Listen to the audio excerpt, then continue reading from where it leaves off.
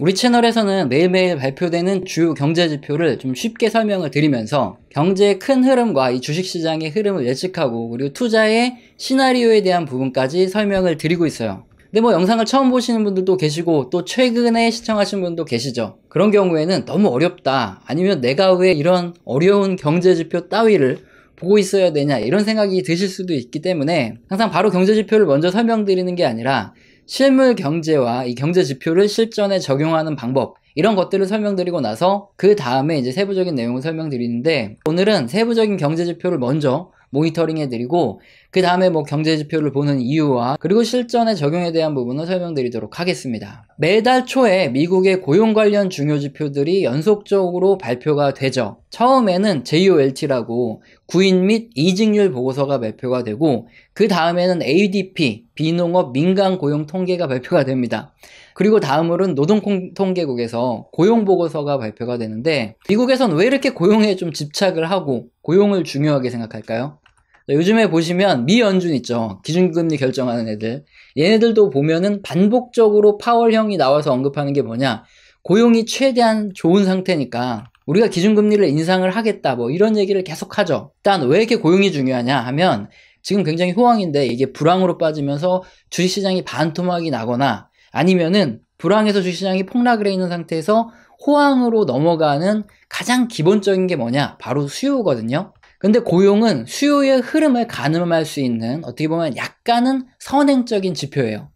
자, 상식적으로 우리가 생각했을 때 고용이 굉장히 잘 되고 월급을 많이 받을수록 소비가 늘어납니다. 그래서 고용은 수요에 선행하는 지표이기 때문에 이렇게 고용을 중요하게 본다 보시면 되는데, 오늘은 6월 3일에 발표된 노동통계국의 고용보고서 내용을 살펴볼 거예요. 바로 이게 서머리 자료죠. 요약 자료인데 세부적인 내용을 제가 이렇게 영어를 설명드리면서 하면 재미가 없죠. 그러니까 지표를 보면서 좀 쉽게 하나하나 설명을 드리도록 하겠습니다. 자, 이번 6월에 발표된 미국의 실업률은 이게 3.6%입니다. 거의 최저 수준을 유지하고 있어요.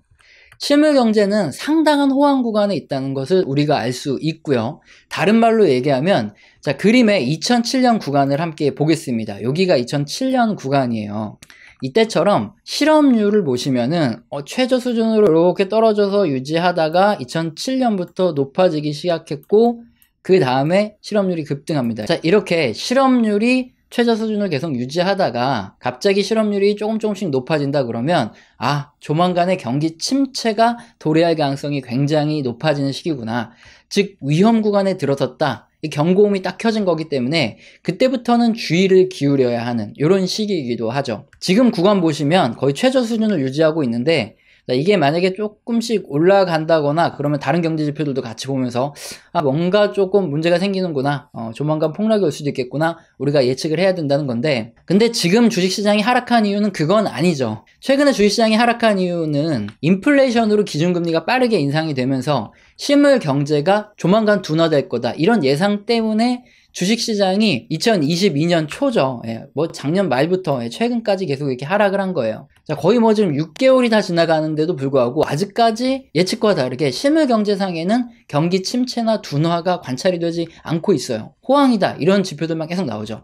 자, 그러면서 슬슬 사람들이 아, 우리가 걱정이 너무 과했었나? 이렇게 생각하면서 이제부터는 좀 저점 매수도 진행하고 이러면서 주식시장의 분위기가 조금씩 변해가는 과정에 있죠. 지금 실업률 지표에 나오는 것처럼 이런 호황의 구간에서 이렇게 자연스럽게 주식시장의 등락이 많이 나타납니다. 왜냐하면은 지금 이런 호황의 구간에는 일단 기업들이며 뭐 가계며 부채 비율이 굉장히 높아요. 빚이 많은 상태고 주식시장도 많이 올라 있는 상황이죠. 따라서 적은 이슈, 뭐 금리가 올라간다거나 아니면 수요가 조금 감소한다거나 어떤 문제가 생겼을 때도 주식시장이 폭락할 수 있다, 이런 걱정이 커지는 시기죠. 따라서 투자자들이 몸을 사릴 수밖에 없어요. 이렇게 실업률이 굉장히 낮은 호황의 국면에서는 항상 불안과 안도가 교차되면서 주식시장의 상하 변동성이 굉장히 커지는 구간이 펼쳐지고요. 그래서 우리는 그런 변동성을 잘 활용해서 주식시장이 반등할 때 잘 정리를 해 나가면서 주식의 비중을 점점 줄여 나가야 되겠죠. 자, 다음으로 비농업 신규 고용 지표를 이제 보도록 하겠습니다. 요건 이제 증감 자료긴 한데요. 일단 노동통계국에서 조사된 비농업 고용은 39만 명이 증가한 걸로 집계가 됐습니다. 사실 비농업 고용은 이 수치보다는 이 그림의 전년 대비 증가율이 올라가냐 떨어지냐 이게 중요한데요. 여기 그림 보시면은 이 수치가 마이너스로 갔다 그러면 이건 경기 침체 구간이에요. 코로나 때도 그렇고 여기가 금융위기고 이게 2001년도에 9.11 테러 이후에 생긴 경기 침체 구간이죠. 자, 그런데 이 경제 지표가 여기서 마이너스로 갔다 이렇게 돌입한 후에 내가 주식을 매도하겠다 하면은 당연히 이미 주가는 폭락한 이유기 때문에 손실을 볼 수밖에 없어요. 그래서 주식을 하는 우리는 어떻게 해야 된다? 증가율이 점점 낮아져서 여기 그림처럼 이렇게 마이너스로 내려간다. 이런 구간에는 이미 우리가 눈치를 까는 거죠. 네. 리스크 관리를 해야 되는 거예요. 근데 지금 상황은 어떤가 굉장히 중요한데 증가율이 점점 낮아지는 국면은 맞죠. 이게 이제 횡보하다가 이렇게 앞으로 떨어질 텐데 근데 수준 자체가 꽤 높게 있어요. 그래서 당장에 뭐 경기 침체나 위기가 온다 보기 굉장히 어렵고요. 하지만 추세적으로 쭉쭉 내려갈 텐데 그렇게 되면은 뭐 한 2년 내에는 앞으로 경기 침체, 뭐 위기가 터질 가능성이 굉장히 높죠. 또 특징적인 부분을 좀 살펴보면은 내저 및 접객업에서 고용이 굉장히 떨어지고 있어요. 이게 노란색 선이 내저 및 접객인데 쭉 떨어지고 있고 반면에 제조업 같은 경우에는 전년 대비해서 이렇게 거의 꾸준하게 유지하는 이런 흐름이 나타나고 있습니다. 제가 바로 이전 영상들에서 고용지표를 계속 모니터링을 해드렸는데 구인 및 이직률 조사 자료 그리고 ADP 비농업 고용 지표를 봤을 때 거의 유사하죠. 임금 인상을 이끌었던 게 바로 이 서비스업입니다. 대면 업종.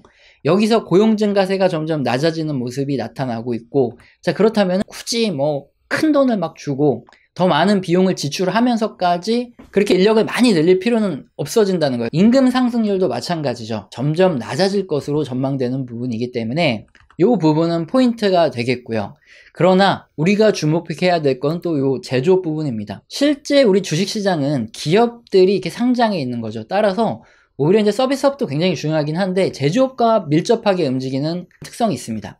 제조업의 고용 증가율이 큰 감소세를 보이고 있지 않은 부분은 여전히 하반기에도 주식시장이 상승할 것이다. 이런 전망일 근거가 되는 이런 자료고요. 자, 그럼 앞에 내용을 살펴봤지만 고용 증가세가 좀 둔화되면서 임금 상승률도 둔화될 수 있다. 이 내용을 시간당 임금 상승률을 보면 되는데 서비스 부분에 고용 증가율이 둔화되면서 이게 앞으로 피크를 찍은 거죠. 하고 앞으로 점점 이렇게 낮아질 거다. 이런 전망이 많아요. 그럼 임금 인상에 의한 인플레이션도 조금씩 누그러질 가능성이 커진다 이거죠. 일단 여러 가지 고용 보고서의 내용들이 많지만 우리가 주식 투자를 할 때 반드시 확인해야 될 지표들을 우선적으로 점검을 해봤습니다.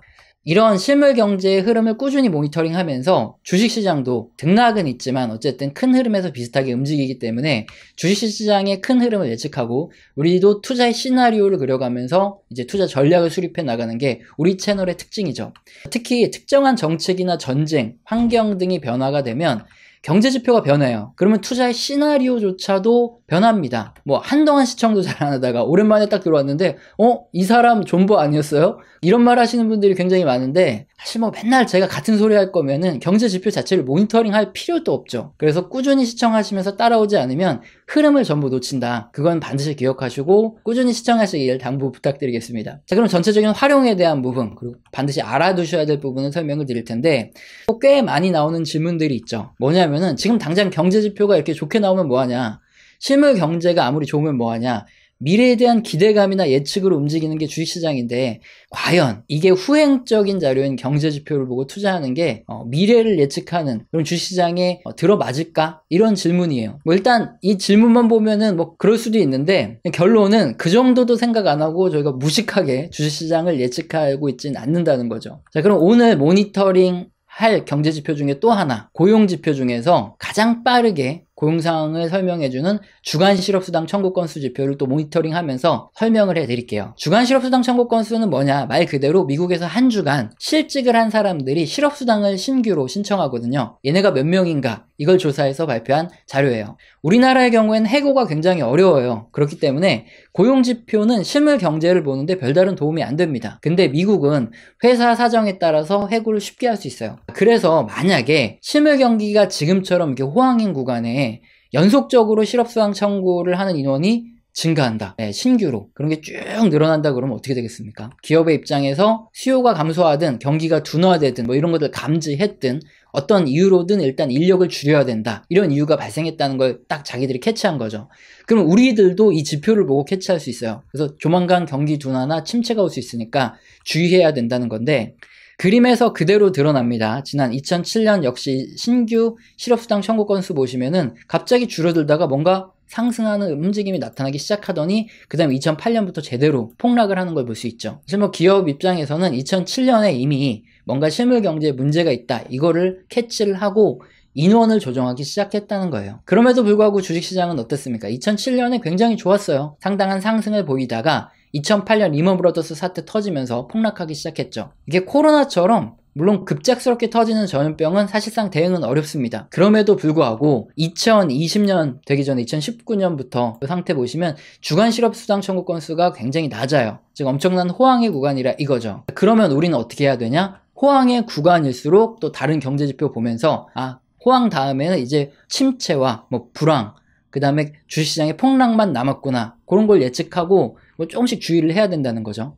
자, 그래서 지금 당장 경제지표가 좋게 나오고 실물 경제가 좋더라도 미래에 대한 기대감이나 예측으로 움직이는 주식시장을 과연 후행적인 지표인 경제지표만 보고 투자하는 게 맞냐? 이 질문에 대한 답이 바로 나오죠. 뭐 지금 구간이나 지난 2007년처럼 신규 실업수당 청구 건수가 최소 구간에 이렇게 머물러 있는 이런 구간애들은 우리는 그냥 무조건 좋다고 뭐 대출 땡기고 주식에 몰빵해서 투자하는 게 아니라 미래를 준비하고 있죠. 특히나 지금도 마찬가지입니다. 기업의 설비 투자가 어마어마하게 크게 늘어났고요. 재고도 많습니다.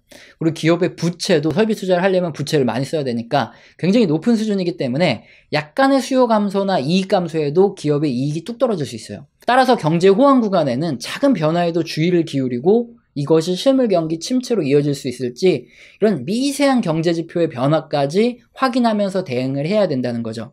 지금 그래서 우리들도 단계적으로 금리 인상에 맞게 주식 비중을 좀 줄이는데 유들기 하반기에는 상승할 가능성이 크니까 그 시기에 좀 집중적으로 줄이자, 이렇게 얘기를 하고 있다는 거죠. 또 다른 질문들이 또 있어요. 많이 나오는 것들. 이게 S&P 500 지수입니다. 올해 2022년을 기점으로 주가가 이렇게 많이 떨어졌죠. 그럼 이런 질문이 많이 나와요. 이렇게 경제 지표도 열심히 보고 실물 경제를 열심히 보면 뭐하냐? 그러면 경제 지표를 왜 봐야 되냐? 최고점 구간에 매도하라고 알려줘야 경제 지표가 쓸모 있는 거 아니냐? 이런 질문이 또 많죠. 그런데 답은 자주 보여드리는 이 그림이죠. 경제지표는 주식시장의 단기적인 고점과 저점을 뭐 정확히 맞출 수 있는 이런 마법의 도구가 아니죠. 실물을 조사한 통계 자료가 경제지표예요. 그래서 실물 경제가 지금 어느 국면에 위치해 있는지 이걸 알려주는 게 경제지표라고 제가 반복적으로 설명드리고 있죠. 실물 경기가 회복되는 구간에 이렇게 분할 매수하다 보면 대충 여기쯤에 평단이 나오게 될 거고, 그 다음에 실물 경제가 이렇게 꺾여 내려가는 요 구간, 요 라인쯤에 우리가 주식을 매도하게 되면은 대충 뭐 요 구간쯤에 평단이 나올 거예요. 그래서 실제적으로 우리가 수익을 볼 수 있는 구간은 여기입니다. 요 중간 구간을 수익을 보는 거지, 최저점에서 이제 매수하고 여기 매도하고 여기도 또 매수하고 여기 매도하고 이런 걸 알려주는 게 경제지표가 아니라는 거예요. 제가 3년 정도 유튜브 채널을 운영하면서 이 부분을 반복적으로 설명을 드리고 있는데 이런 말을 많이 나온다는 거죠. 주장의 근거를 체크하고 배우려고 노력하셔야 스스로의 실력이 늘어난다. 언제까지 남의 의견만 따라 들으면서 피땀 흘려 모은 소중한 내 돈, 내 피 같은 돈을 남의 의견에만 맞춰서 투자할 수는 없으니까 근거를 보면서 이해하고 실력을 기르시는 게 우선이다. 이 말씀을 드리고 싶습니다. 우리 채널에서는 가끔 후원 주시는 분들이 계세요. 근데 감사합니다는 말로 때우지 않죠. 한 달 교육 프로젝트 진행 중입니다. 매주 업데이트해서 진행해드리고 있기 때문에 영상 설명란, 영상 하단에 있는 거 읽어보시고 해당되시는 분은 꼭 메일 주시기 바랍니다. 오늘 영상도 마음에 드셨다면 구독과 좋아요는 꼭 눌러주시고 지속적인 시청 부탁드립니다. 감사합니다.